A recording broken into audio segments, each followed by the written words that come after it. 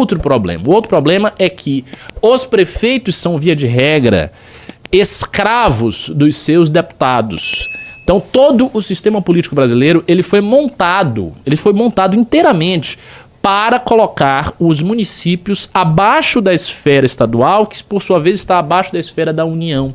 Então você tem um tipo de repasse de dinheiro, de tributo, que esvazia a força dos municípios e fortalece muito o Estado e fortalece mais ainda a União no repasse. E esse repasse de grana, ele acontece substancialmente via fundos municipais, né, o FPM, e via emendas parlamentares. Então você tem uma galera que é prefeito que está simplesmente na mão dos deputados. E essas pessoas elas são carimbadores de emendas de deputados. Então você tem um deputado que domina uma determinada região. Então o cara lá tem um domínio sobre uma região X aqui de São Paulo, uma região X da Bahia. E esse deputado que domina essa região tem os prefeitos dele, que são como que empregados dele. E que esses caras assim, eles só se elegem porque os deputados bancam as eleições via emendas. Isso acontece muito no Brasil, muito. Nessa viagem que eu fiz na Bahia, por exemplo, que eu estava contando aqui no início da live, eu conheci, eu não vou falar quem é, por respeito, inclusive porque é até próximo do Kim, eles têm uma relação cordial ali no parlamento, mas eu conheci um deputado federal muito importante da Bahia, um cara grande, que ele tinha, assim, no guarda-chuva dele de influência política, 15 prefeitos. Ele tinha 15 prefeitos que eram prefeitos dele. Você chama, o deputado ele tem os prefeitos dele. Como é que se dá isso? De você ser um deputado e você ter os prefeitos seus? Essa relação estranha do legislativo com o executivo municipal, obviamente acontece porque o executivo municipal fica na mão do legislativo, na medida que o legislativo repassa o dinheiro via emendas parlamentares. Então o legislativo tem muito dinheiro, a gente está falando aí de, em alguns casos, dezenas de milhões de reais de emendas parlamentares, e esses caras fazem escola, eles fazem hospital, eles dão dinheiro para o show, eles dão dinheiro para renovar a pracinha, que é uma coisa que os prefeitos querem fazer. Então eles ficam ali dando grana para o prefeito, após que o prefeito ele fica escravo desses deputados, e obviamente ele tem que conduzir a população inteira da cidade a votar no deputado. Então este é um dos problemas principais do sistema político brasileiro. O sistema político brasileiro funciona como se fosse uma pirâmide. É literalmente uma pirâmide. Você tem na base lideranças municipais que têm um apelo real com a população brasileira. Então são pastores, líderes de bairro, pessoas de associação, pessoas que têm respeito e prestígio na comunidade. Estes caras têm um voto direto, eles levam aí, sei lá, 300 votos, 500 votos, 600 votos. Aí reúne um monte desses líderes de comunidade. Esses caras têm força de eleger um prefeito, especialmente em cidade do interior. O Brasil é um país que tem 4 mil, eu creio que seja coisa de 4 mil municípios com menos de 10 mil pessoas ou de 20 mil pessoas. O corte é muito baixo. Boa parte dos municípios, o operador ele vai procurar a estatística, boa parte dos municípios brasileiros tem menos de 15 mil habitantes, menos de 20 mil habitantes. É uma quantidade grande. E esses municípios, portanto, isso sem falar que, assim, em geral são municípios que têm uma região pequena ali no meio da cidade, que é mais urbanizada, e todo um entorno que é rural. Esta região, estes municípios, eles se baseiam em relações políticas que são relações quase pessoais, né? Relações que a gente pode até qualificar de pré-modernas, que não tem nada a ver com o Estado republicano, liberal, modernizado, da gestão e blá blá blá. Esse Estado aí dos sapatênis, do Partido Novo, não é isso. É um Estado muito arcaico, cujas relações políticas são relações inteiramente pessoais, em que você define aí lealdade pelo vínculo com aquele grupo, e estes vínculos são mediados por essas figuras que são figuras da comunidade. Então, homens e mulheres que têm força nas suas comunidades respectivas. E essas pessoas, elas têm o poder de fazer um prefeito. E o que faz o prefeito? O prefeito coloca essas pessoas dentro da máquina pública. Então é assim que funciona a política do Brasil. Para boa parte dos municípios brasileiros. Você tem líderes comunitários que dão voto para o prefeito, aí o prefeito coloca essas pessoas dentro da máquina pública e o prefeito, por sua vez, consegue fazer alguma coisa na cidade, dado que ele não tem arrecadação. Nessas cidades o IPTU é muito pequeno, os tributos municipais não conseguem suprir o que o município precisa. E, assim, em geral, são municípios sem atividade econômica expressiva. Então, eles não têm grandes atividades econômicas, não tem uma fábrica, não tem uma loja grande e tal. E qual é a atividade ali? A atividade é receber os repasses que são dados pela União, e a atividade econômica é receber os repasses que são dados pelo deputado federal e pelo deputado estadual, que tem autoridade dentro daquele espaço ali. E é isso que eles fazem. E aí gera-se essa pirâmide, esse maquinário estranho na política brasileira, que consiste em líderes comunitários elegendo prefeitos, prefeitos colocando líderes comunitários dentro da máquina pública, deputados federais e deputados estaduais, mas especialmente federais, repassando emendas para os prefeitos, e os prefeitos, portanto, levando a cidade a votar naqueles caras via os seus líderes comunitários. Então, o líder comunitário que elege um prefeito, por exemplo, vai eleger o prefeito, sei lá, de São José dos Campos, não, que é uma cidade fuleira aqui do interior de São Paulo, vocês que conhecem bem o estado de São Paulo. Cita aí uma cidade pobre do interior de São Paulo. Pô, vocês não sabem a cidade do interior de São Paulo? Bom, vou falar da Bahia. Fala da Bahia que eu conheço mais. Então, você pega lá uma cidade como, sei lá, Ribeira do Pombal, uma cidade ok, arrumadinha, mas uma cidade simples. Aí você pega Ribeira do Pombal, ou pega outra, pega uma cidade chamada Retirolândia. Existe uma cidade chamada Retirolândia na Bahia. Aí você pega a Retirolândia. Como é que funciona a Retirolândia? Retirolândia é o seguinte, você tem lá pouquíssimas atividades econômicas, praticamente não há nada na cidade, e você tem os líderes comunitários da cidade. Esses líderes comunitários eles são empregados na prefeitura e a cidade recebe repasses via emendas parlamentares. Então a cidade tem um deputado que garante esta relação. E, enquanto isso, os indicadores das cidades, ou seja, como a cidade está indo em segurança, em saúde, em educação, como é que está a nota do IDEB das escolas da cidade, como é que ela está fazendo a parte de infraestrutura, tudo isso fica largado ao léu, né, largado às traças. Por quê? Porque não há nenhum incentivo para que esses indicadores melhorem. Os prefeitos eles não vão ganhar votos se os indicadores melhorem. Eles não vão conseguir, por exemplo, mais emendas parlamentares do deputado federal deles, né? Porque o índice melhorou. Não, eles vão conseguir as emendas na medida em que eles dão os votos necessários para o deputado federal se eleger e se reeleger e ficar se reelegendo sucessivas vezes. E aí se gera a distorção que nós temos pessoas no parlamento que não têm nenhum interesse em nenhuma pauta, nenhuma grande pauta nacional, essas pessoas que estão no parlamento, simplesmente elas ficam se elegendo e se reelegendo graças ao fato que elas têm uma base estruturada dessa maneira que eu falei, e os indicadores das cidades ficam uma bosta. Então este é um dos problemas centrais no nosso país.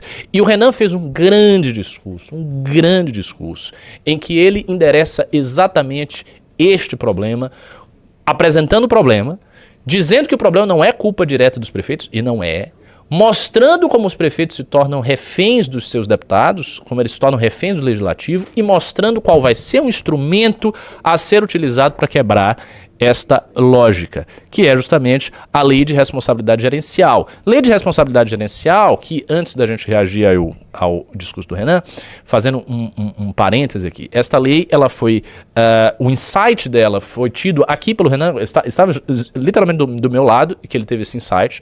Na hora eu percebi que era um insight muito bom, e daí nós pegamos essa lei e já transformamos em texto para o livro amarelo definitivo. Então, quando vocês tiverem um livro amarelo, que aliás, diga-se de passagem, está gigantesco, né? Só um detalhe, nós temos hoje no rascunho do livro amarelo definitivo 421 páginas. Tá maluco. 421 páginas de Word no rascunho. Isso aí, quando a gente transformar, diagramar, vai dar, em minha opinião, coisa de 550 páginas, pelo menos. Nossa. Isso vai assim. Então, vocês vão receber um livro amarelo que não é o programa. Vocês não estão entendendo. Vocês vão receber um livrão. Vai ser um livro pesado. E note, o livro amarelo que vai sair, o definitivo, não é um apanhado das ideias dos 6 fascículos. Tem muita coisa que está nos 6 fascículos, obviamente, mas tem muito material novo. Eu diria que 70% do livro amarelo definitivo é material novo. Material que não saiu em lugar nenhum e que são ideias importantes que estão sendo ventiladas na campanha do Renan em vários lugares, como, por exemplo, Lei de Responsabilidade Gerencial. Tem todo um planejamento. Olha, tem um planejamento que fizeram super detalhado disso. Mas tá assim, tá uma coisa linda. São 30 páginas de planejamento mostrando aonde a gente vai mexer na legislação, aonde mexe na Constituição, quais são as estruturas de marcação e critérios para você aplicar as intervenções, como se dá as intervenções, como isso não fere nenhum dos princípios democráticos, nenhum dos princípios de pactuação do poder no Brasil, ou seja, como a gente consegue implementar a Lei de Responsabilidade Gerencial, que eu vou chamar aqui de LRG, a LRG em todos os lugares, sem ferir a disposição do Pacto Federativo Brasileiro. Então, assim, tá o fino da bola. Tá muito bom esse texto. E aí temos um texto de fusão de municípios também, que mostra o problema dos municípios brasileiros. Problema que surge ali, que, na verdade, que se intensifica nas últimas décadas no Brasil. Então você tem, por exemplo, uma explosão de emancipações de municípios nos últimos tempos e uma falta de critério firme para isso. Recentemente houve uma emenda constitucional que veio com o objetivo de fazer isso, mas nós carecemos ainda de uma lei complementar para disciplinar a questão da fusão dos municípios. Só que existe um estudo que foi feito pela Universidade Federal da Paraíba, com 2 estudiosos sérios lá da Universidade Federal da Paraíba, que a gente utilizou como modelo para pensar a fusão de município para o Brasil em geral. E eles trazem alguns critérios, por exemplo, municípios conurbados, né, que tá um do lado do outro, que não tem uma diferença muito grande, eles poderiam ser sintetizados numa administração só. Municípios que tem um município muito pequenininho, a parte mesmo populacional, e o território gigantesco, como por exemplo Altamira no Pará. Em alguns casos você pode transferir a administração para outro lugar ou até dividir o município, fazer mais de um município. Municípios que por vários critérios que a gente levanta ali não conseguem se sustentar financeiramente. Então eles não têm grana suficiente, eles não têm arrecadação, eles dependem demais do fundo do FPM que vai para os municípios. Então tem uma série de critérios ali que foram pensados com calma e que a gente consegue ir realmente fundindo os municípios junto com a Lei de Responsabilidade Gerencial. Então isso está muito bem colocado no livro amarelo. Estes 2 capítulos constituem aí em torno de umas 60, 70 páginas de texto, né, o que é bastante sólido. E depois do livro amarelo definitivo ainda está sendo gestado, está sendo feito um livro inteiro só sobre fusão de municípios, que é uma coisa que o nosso querido coordenador do grupo de fusão de municípios, o João, aliás, abraço aí o João, se você estiver me assistindo essa live, por favor, saiba que eu estou fazendo referência a você. O João, lá de Santa Catarina, trabalha com Batista, ele está dentro desse projeto, ele está tocando, na verdade, está na dianteira do projeto de fazer um livro especialmente voltado para a fusão de municípios. Então é isso que a gente está apresentando para a sociedade brasileira. E assim, isso denota muito a seriedade do que a gente está fazendo, a seriedade das nossas propostas, o comprometimento de fazer algo verdadeiro para o país e não simplesmente chegar na frente e ficar falando um monte de groselha, um monte de bobagem e passar essas bobagens, passar esses chavões como se isso fosse um programa de governo. Não é o que a gente está fazendo aqui. Bom, vamos reagir a uma parte do Renan falando lá no evento dos prefeitos? Bora lá? Vamos, professor. Só aquele dado lá que você tinha me pedido, segundo o IBGE, com base no censo de 2022, cerca de 44,8% dos municípios brasileiros têm até 10 mil habitantes. Então, 44,8% tem até 10 mil. Se você bota o corte ali que em 2030 dá muito mais que isso. Então nós temos, assim, boa parte dos municípios brasileiros são pequenos, eles são bem pequenos, e nestes municípios que são bem pequenos, as relações pessoais ainda vigoram. Isso é uma coisa que a gente que é criado em capital, boa parte de vocês devem ser de capital, né? Imagino que boa parte de vocês não seja de município pequeno. A gente que é criado em capital, a gente não tem essa percepção, porque na capital as relações pessoais, elas existem em círculos muito pequenos. É a galera do trabalho, é a galera, sei lá, da academia, da escola, é isso. Mas você não tem relação com as pessoas da cidade. Interior é diferente. Eu conheço o interior, eu sei como é que é. No interior você tem relação com as pessoas, mesmo, com a cidade, com a comunidade. Ainda existe um pouco da vivência comunitária, que é bastante idealizada pelos conservadores nas cidades do interior.